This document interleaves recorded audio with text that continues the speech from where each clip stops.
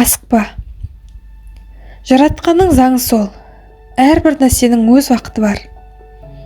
Ертең болатын нәрсе бүгін болмайды. Ал енді бүгін болатын нәрсе сөзсіз ертеңге қалмайды. Біз көбінесе ертең болатын нәрсені уайымдаймыз. Асығыстық жасап, болатын, бәлкім мүлдем болмай қалуы мүмкін нәрселерге бас қатырамыз.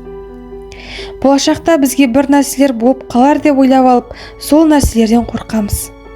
Шындығында, келешектегі сол нәрсе болуы керек болса, болады. Және ертең, немесе бір жұмадан кейін бізді не күтіп тұрған мүлдем білмейміз.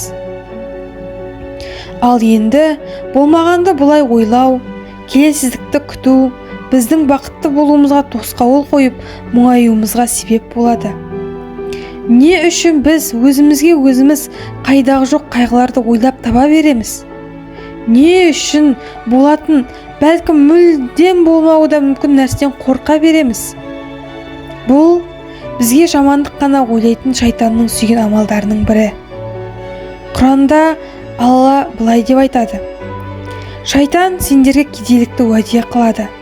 Бақара сүресі 268 аят.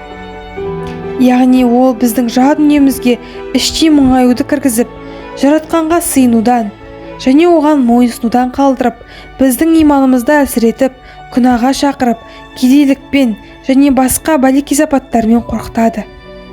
Енді ол сол ұмытылған нәрсесіне жетпей қалсын деп тілейік. Егер бүгін жаратқанның қалауымен бізде барлығы өз орнында болса, онда ертең де бұл жақсы жағдай бізді тастап кетпейді деген үмітке негіз бар. Алла тағала былай деп уәде еткен: егер шүкіршілік етсеңдер, нығметімді арттырамын. Ибрахим сүресі 7 аят. Демек, бізге берілген нәрселер үшін ризалық білдіріп, жаратқанға тәуекел етіп, одан жәрдем, қорғау, кешірім, жақсылық, денсаулық, тағы басқа нәрселердің барлығын сұрау біздің дұғаларымызға жауапсыз қалмайды деп үміт етуіміз керек. Біз ақыл есімізді түрлі ұнамсыз нәрселермен толтырып та аламыз.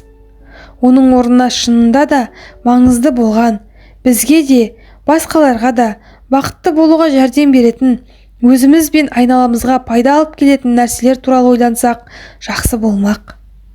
Біз шынайы, дұрыс және ғажайып, жақсы және шарапатты, пайдалы және мағыналы нәрселерге жұмсайтын рухани күшімізді болмашы нәрселерге жұмсап жатырмыз.